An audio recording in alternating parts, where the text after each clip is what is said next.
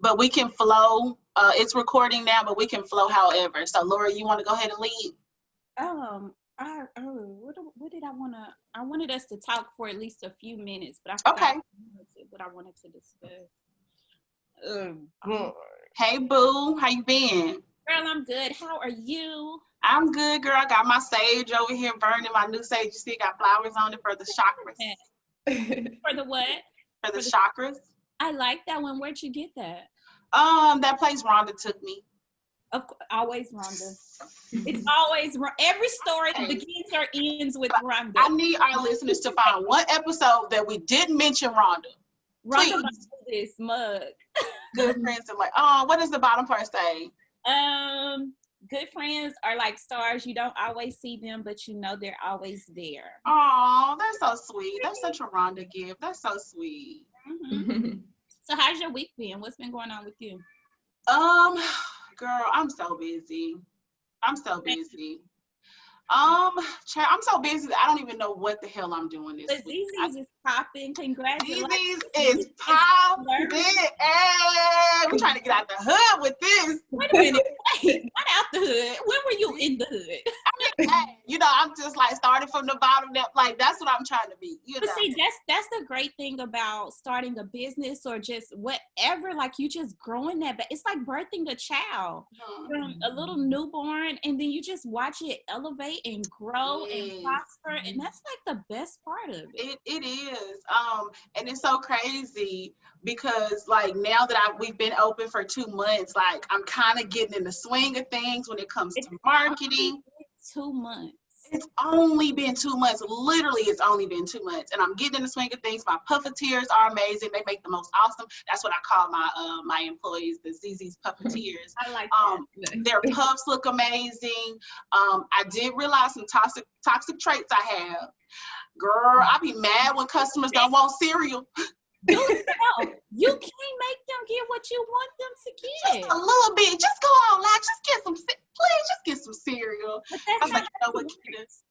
And I know they be knowing I'm joking, but I guess like now that you don't be joking. I don't be joking, but you know, like whatever, it comes out playful. But I was like, damn, like I am really like obsessed with this because it is my baby, and I'm like, it's supposed to look like this, it's supposed to be like this. But of course, you know, I respect what they want and what they don't. But please get the cereal anyway.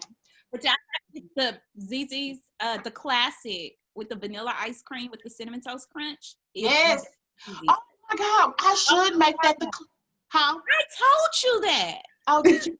Oh, yeah. Because that's like probably the most popular. Like, it's the super basic. Classic. Oh, that's it. That is the one you get every time, huh? Yeah.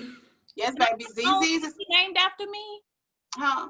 Can I get maybe LA. Yeah, maybe LA. No, because it's gonna mean LA for you. But whatever. No, but it's still LA because that's LaurieAnn. So it's the LaurieAnn, but it's the LA. Anyway, enough of Zzz's. Did you think about what you wanted to talk about? We could just kept going. No, it's gonna be in 2 weeks, so we're good. Oh, okay. Okay, cool. All right, girl. Well, we have a special guest here this week. We are talking about a very interesting topic today. We are. I know. Ooh, baby. I know I feel like this is probably going to be one of our highest listened to episodes because everybody is talking about it. Trigger alert. Trigger warning. We are joined with the lovely Joy. Joy, you mind introducing yourself? Yes. So my name is Joy LaurieAnn, and I am 31 years old, and I am currently in Rockford, Illinois. Okay. Tell us what you do. Joy. Welcome. Thank you. You are, so what is your official title with what you're doing? So I help people overcome narcissistic abuse. So I am a life coach. So what made you do the Lord's work? Yeah. Tell people what the Lord ordained you to do. You start doing the Lord's work and helping these people get over the narcissist. I love the way you phrase that. But I used to live with my aunt. I'm a native of Delaware, And I moved to Los Angeles when I was 17. And while living with her, I later on discovered that she was a narcissist. And while living with her at the same time, I dated a guy with whom I met on Twitter. And again, later on, I found out that he was a narcissist as well. See, so that's something interesting because we always talk about narcissists when we're dealing with it with the other sex in a relationship, but we never talk about narcissists in friendships or relationships as in your family members. That's deeper. I've never even thought about that. Can you explain to our listeners what a narcissist is? Yeah, so a narcissist is a person that's very self-absorbed. They lack empathy. They don't love at all. They need constant attention, praise, and admiration from people. They frequently belittle you, they demean you, and put you down a lot in a relationship. Mm-hmm. So do you believe that sometimes we overuse the word narcissist, and it's the people we're referring to as a narcissist may not actually be a narcissist, they may just be a fuckboy? That's a good way to put it, but I think it just depends on, how often they are behaving in that way, and if they are, hurting a person and exploiting them at the other person's expense. Because you have people that may have narcissistic tendencies, but that doesn't necessarily mean that they're a narcissist. But again, if a person is very toxic, unhealthy and harmful and destructive to an individual, then that can, be a narcissist in that case. Okay. I think my first experience with a narcissist was when I was a kid. One of my stepmoms, she was the biggest narcissist. Now that I know what the definition is, from us, not her spending all the money to go get her hair, nails done, her outfit, and we only have a little bit of money to pay the bills or to eat for Thanksgiving. But as long as she was fly, nothing else mattered. Literally nothing else mattered. So definitely had that experience at an early age. Yeah, I'm really sorry to hear that. What are some experiences that you've had? I know you said your aunt and an ex, but what were some of the signs? Usually, when they love bomb you, they'll do crazy making, they'll give you the silent treatment, they'll stonewall you, and gaslight you as well while you're in a connection. If you're living with them or you're in a relationship or friends, family members, those are some of the signs that you could know that, you're experiencing narcissistic abuse. And what is gaslighting? So gaslighting is basically the narcissist will make you question your judgment, question your perception, so that way you're not able to trust yourself, trust your intuition, and knowing that you can make a good decision, whether that be leave them or just try to find out what they're doing to you, or, question them and say like, hey, I didn't appreciate you saying that to me, or I didn't like that you did that, so they will kind of make you question, if that even happened or not. I know a couple of times when I was hanging out with the narc, and he literally, the narc, like, I know that he introduced me to a person, or it was like a friend of his, and I grew to be their friend. And I was like, hey, so-and-so said that I made a good record. And he was like, who is so-and-so? I don't even know what you're talking about. Who is that? Or if we'd be out on a date and he'd be like, Joy, I like your music. It sounds really good. And I was like, yeah, my dad always said that, I was good, or I'd be a good person. And he'd be like, I never said that. So making me question like what it was that I said, because I originally met him because I was trying to be a music producer. He was a music production guru, mentor, and I was interested in, a passion is in music. And I thought that he really cared about what I was trying to do, but he really didn't care at all. He was just interested in exploiting me and really destroying my dreams. So, wow. It's so disturbing.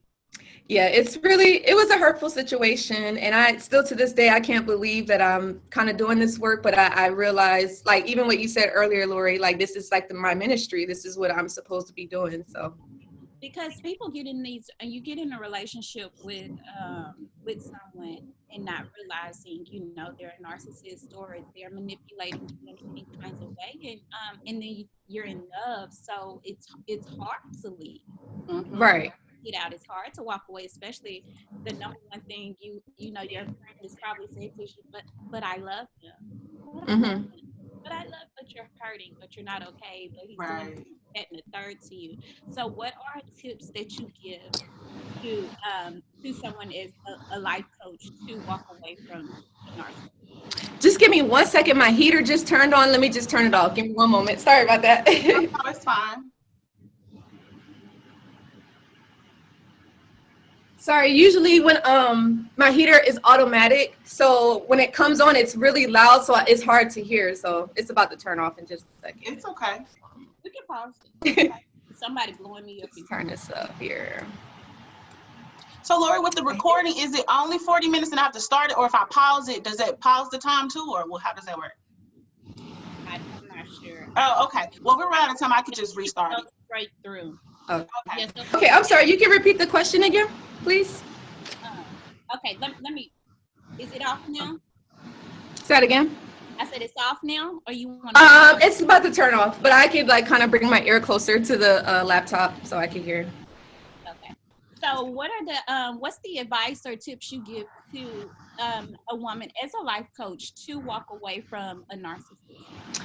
I would say just listen to your intuition and know that, if a person is abusing you, it's time to go, and you do deserve better, seek the support and help that you need. Don't feel like, I don't need help. I can do this by myself. I got this, but seek that support, get the help you need, and find out, read about narcissists, do your research, find out what it was that you're dealing with. So that way, you don't fall into that pitfall of attracting another narcissist. You really have to do that inner work to make sure that whether it's codependency or self-esteem issues, self-worth issues, you don't know your value, you have to start to work on that. That's really is key to, helping a person, get out of a relationship with a narcissist. Yes, I completely agree with that. I think a lot of times we get into situations, and if I can almost look back to any relationship I've had, I dated the same type of people. So it's like you said, you have to heal. You have to do that inner work. So until you have that look in the mirror and, figure out what is it about me that's consistently attracting that type of person. You have to figure out, not blaming yourself, but you do have to figure out what is it, those pieces in you that is allowing you, one, to not see those red flags over and over. Right. I be thinking, I'm like, dang, they all almost started the same way. I always date people with commitment issues. Like that's my thing. I always date people with commitment issues. So I'm thinking like people who continuously date narcissists, like they have to realize, okay, this is a consistent pattern. What am I doing wrong? And something else you also said, you have to leave when people are abusing you. I think a lot of times people don't know they are being abused. Right, that's true. They don't know because they see abuse as physical. I'm not wearing those scars, but are you wearing those emotional scars? Is this person neglecting you? Is this person making you feel alone, isolated? Are they making you feel beat down?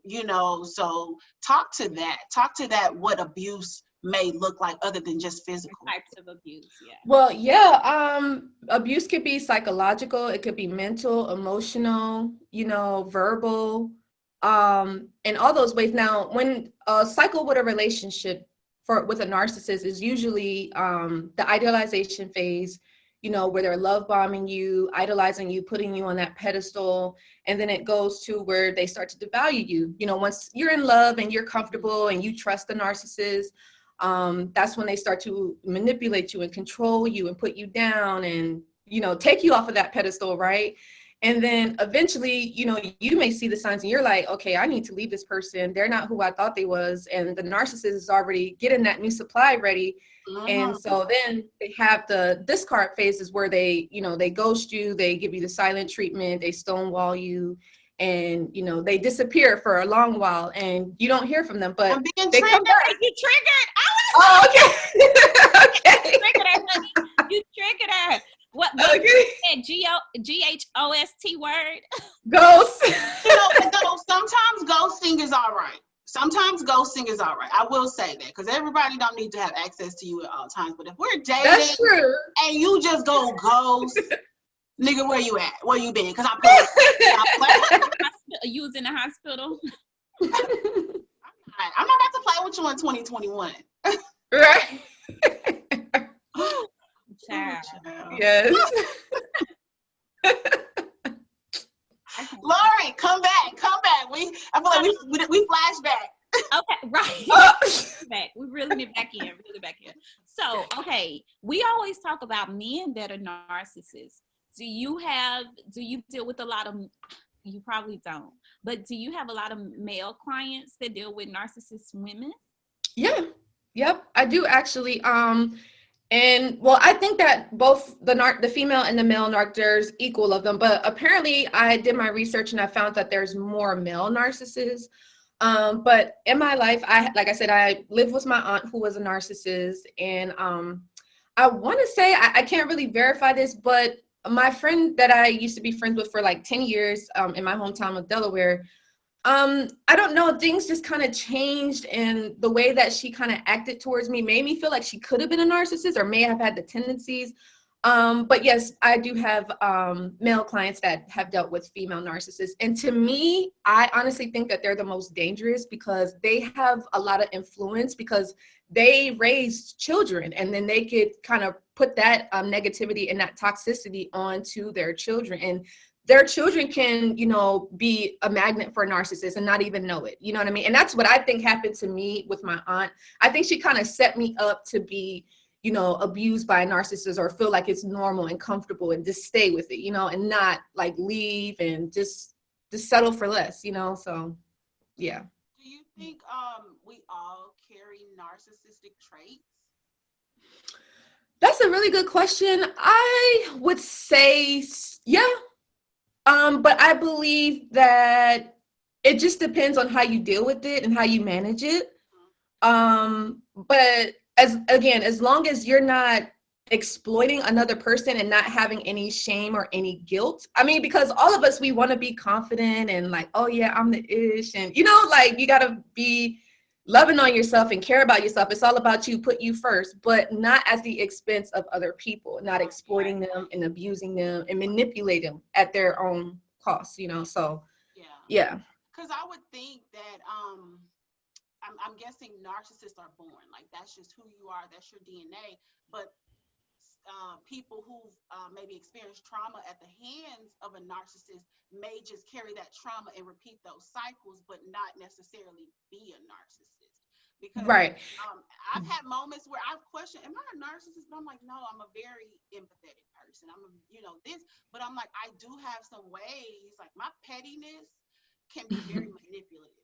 Like, it might be like my Scorpio trait too. Like I know, if I'm mad at you or something like that, like I know how to push those buttons to get a certain type of reaction, which I know, it's not good, but I'm just being honest. So, when I would do things like that, I'm like, am I a narcissist or am I just petty as fuck? But something to add to that, I just saw a post the other day that said we have to stop blaming the way we are on our Scorpio, on our sign. Yeah. Because it's just traumas that you haven't dealt with or healed from your childhood that were passed on to you. No, you just need to heal. You just need to change that. Right. Like that's such a good point, because I'm big for saying, oh, it's the Virgo in me.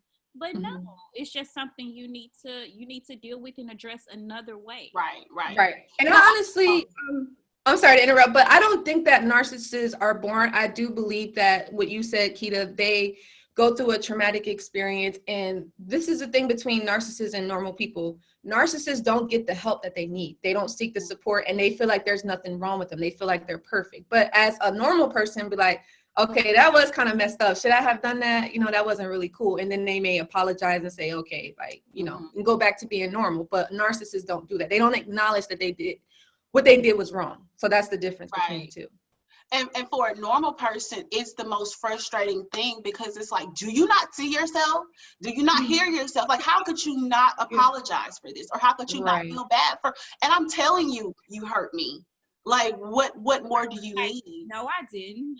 Yeah, and it's just and they just say stuff like that. Yeah, yup, sure did. Yeah, and it's like a normal person, even if I don't agree that I hurt you, just the fact that you're telling me I hurt you, I can find some type of compassion, at least for that part. Yeah. Right. I might not agree with it, but I feel bad that you're hurting. Right. That hard thing when you can tell someone, how you feel from what they've done, and they're like, no, no, that's not right. Well, you can't tell me how to feel. Right. Yeah. And I know that my aunt, she actually did that a lot. She never allowed me to feel my feelings. She was like, oh, don't feel that way. And, before I finally went no contact with her, and I told her how, she made me feel during the time of living with her. And she never said, like, I'm really sorry. I want to change. I want to do better. She just said, I'm sorry you feel that way. And that was it. And when I was heading back she dropped me off. I was going home and I was hurt. I was young. I didn't know that she was a narcissist. I just know that I didn't feel good when I was around her. And I know that that's not normal when you're around family. And I started crying. And then I looked over to her and she just had this smirk on her face. Like she was so happy with what she did. Like, their whole point is to get you upset. They want to make you feel pain because they feel pain, right? They want to project that onto, their victims and their survivors. So yeah, it's really sad that that's how they are. So it is really sad. And do you see a pattern with like narcissists? Instead of like realizing they hurt you, they list off all the things they've done for you to like make it seem like, well, I did all of this. How could you? It's like, okay, thank you for that. But you did this. Like, this is what hurts me. Right. Yep. They try to justify, their actions, right? Again, not taking accountability and responsibility for what they've done.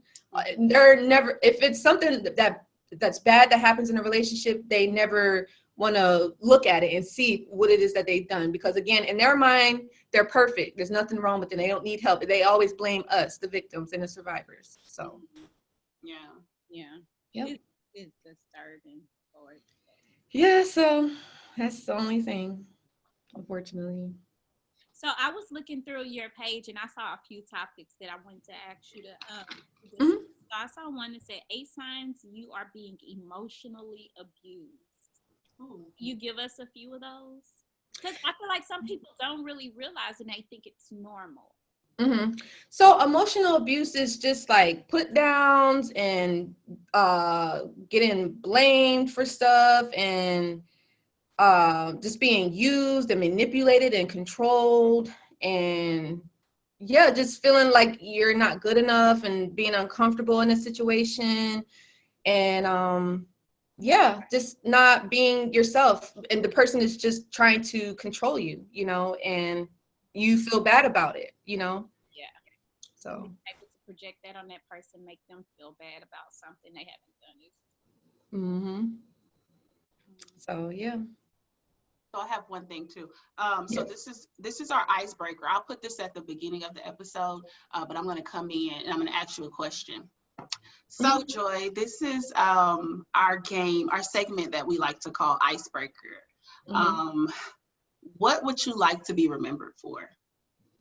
Oh, that's beautiful. I like to be remembered for, helping people overcome a situation that was meant to destroy them and to damage them and make them like just self-destruct, to let them know that they can actually turn it into something positive. They can overcome it and be actually better in spite of what someone was trying to do against them. So, yeah.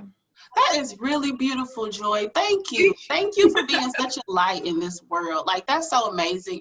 And I think about like our podcast and what we're doing. And every time we meet, people like you, and it aligns with, our mission. It's just like, that's just so beautiful for you to say that, to be so giving of the world, to show, because, some people don't know that there's another side. Right. There is a side where you don't have to suffer every day. You don't have to deal with all the trauma of the past. You don't have to keep attracting narcissists. Like, you can be happy, whole, and healed. Yes, on the other side. So thank you for just being that that light and help guiding people into that. So thank you. Thank you. And I never thought that I'd be doing this, because I talk about this on my YouTube channel. And I used to talk about how I was ashamed to even talk about this experience because I thought that people would judge me and think like, how did you not see the signs? Are you stupid? Like, you know. It's the same people that's sleeping with a narcissist. Oh, yes. The judgmental up on the high horse want to judge and look down on you, and then You know what I cannot stand? I can't stand people who judge you for the same things they've been through. Yeah. It's like, how? Like, shouldn't you have a little more compassion for my situation? Like, I know this one person, they were in an abusive relationship many, many years ago. And I heard they were telling me about somebody else's relationship or something like that. And I was like, it couldn't be me, or, oh, that's the, and I'm just looking like I was just boiling on the inside because I'm looking like, what? You know what? I said, but I'm not going to be that person. I'm not going to, it's like, you should be a sister to people. What you say? It couldn't be me type. I agree either, because baby, it could be, and it has been you. Yes. So it took a lot of courage, and I'm happy that I did decide to make videos about it because I realized like it helped people heal, and they was like, okay, I can relate because I went through this too. And there was actually one video in particular. It was called "The Narcissist Has a New Girlfriend, New Supply" on my YouTube channel.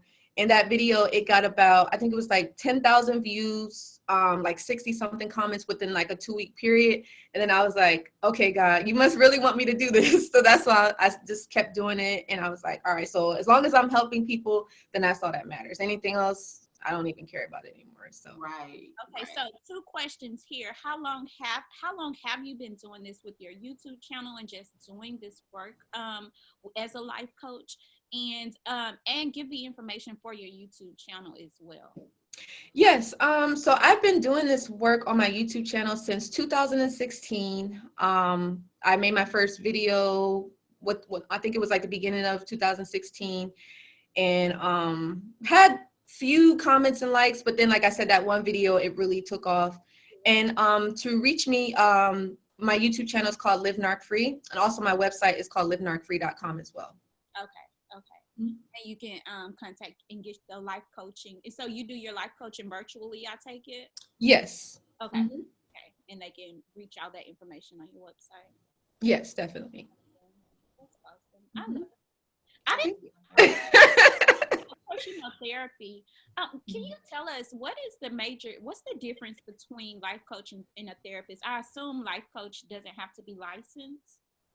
Yeah, so life coaching is just more so where you're actually coaching a person and guiding them on, whatever transformation or result that it is that they're looking for. That's what life coaches do. And therapists, they kind of dig a little bit more deeper into like the emotions and, the psychological aspect and mental aspect of everything, which I kind of do that as well. But I kind of focus more on what it is that they're looking for. What do they want to work on the most, and how they can overcome it within a certain period of time. Okay. Mm-hmm. Definitely. Mm-hmm. All right, guys, we have about 6 minutes left. So, Laurie, do you have any other questions? I think I have one more too. Mm-hmm. I'm looking because I saw a few things on your page I wanted to talk about. Mm-hmm. I need to relight my sage again. I just did mine. Do you have any questions for us, Joy? What actually made you guys start your guys' podcast, if you don't mind me asking? I think we were both just going through a period. We were always hanging out, and we noticed that our consistent conversation was around like anxiety, depression, how we were feeling. And Laurie brought it to my attention that we should do a podcast together. And we couldn't figure out what the name of it would be. So once we realized that we were having those conversations, it came to us one day, anxiety is a mother. This is what we're going to talk about. So right. It just worked out. And like you said, when you realize that when you have open discussions about things that aren't typically talked about, it's not just healing for you, it's healing for everyone around you, because this is not something that you typically hear, especially, people have a certain image of what depression looks like or what anxiety looks like. So it's like we're normalizing like, nope, yep, this girl right here, that girl right there, like, this is what anxiety looks like. It doesn't have a face. It literally does not have a face. Right. You know, we don't have a look, you know, so I just think that's really important to. Okay, cool. I love it. I think it's a really good topic too, because even me dealing with narcissists, I definitely went through a lot of anxiety, a lot of depression, not suicidal, although some people actually have those thoughts. But it was a really bad time in my life, you know, and I wouldn't wish that on anyone. So I definitely understand. So exactly. And another thing with us too, with talking about anxiety and depression, I feel like I didn't realize I had anxiety until in my early 30s. Well, I'm still in my early 30s, but like that. So that shows you, like, not too long ago when you start learning to identify what you're dealing with. And it was in therapy. And so I'm like, okay, now what? Like, now how do I do this? How do I heal? How do I move forward? How do I treat it and manage it? And us just having those therapeutic conversations with each other all the time. And it seemed like it was always in Kita's kitchen, and we just be talking and laughing, and it was just healing for us. That's good. We should like, people need to hear this. Like, we're not the only ones going through this. We're not the only ones dealing with it. And growing up in our households, in our community, in Black culture, you don't talk about it. No, we don't. Yep, that's true. You don't talk about it. You don't talk about the narcissist aunt. Everybody know that's aunt such and such, and she's just like, that's just how she is. That's not okay. Yeah. Right. So. And I think that also that's lack of education. Like, you know, our parents just didn't know. The same way we didn't know that we had anxiety into our 30s or whatever, you know, they didn't know. Most of these things didn't have a name back then. You know, it was just, you know, trauma repeating trauma. You know? And never really like getting the help, because I know even my aunt and, well, the narc as well, they always taught me like asking for help was weak. Like, you know, reaching out to people was weak. And it's like, that's not the case at all. To me, it's strength, because you're acknowledging like, hey, I have a problem. I need help. Like, nobody is perfect, right? So, and that actually does happen a lot, I think, in the Black community, because we're taught to, oh, be so strong, pull yourself by your bootstraps. And it's like, no, like, pray about it. So, you know. Yeah, or pray about it, or just go to church. Like, you go to church, right? Yeah. Or I mean, from where I'm from the South, it was like, oh, that's a white person's disease. Right. Only white people go crazy, or y'all good. That's just how you are, whatever. You know. So we definitely have to get rid of those stigmas. Especially when only white people go to therapy, or people having this preconceived notion that therapy is just so expensive and they can't. I feel like therapy and mental health needs to be a part, like mandatory, of healthcare.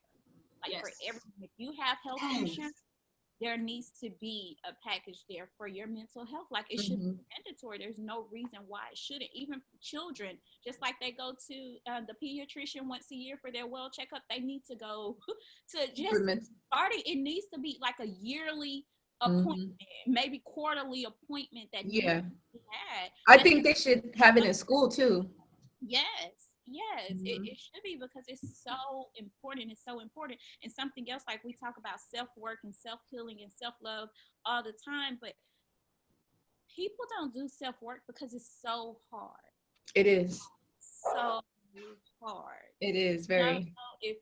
And I'm sure y'all understand it, but like, it is so hard to just really work on yourself day in, day out. It is. That's a big test. So I see why a lot of people don't do it, because it's easy to just stay in the unhappy relationship or in abusive relationship, because you have that comfort. Once you get out of the comfort zone, you're so you can't deal with it. But it's so much better on the other side. And that's the thing that it's like you avoid it. You avoid the healing. You avoid getting to the other side. But it's like the other side is so unimaginable.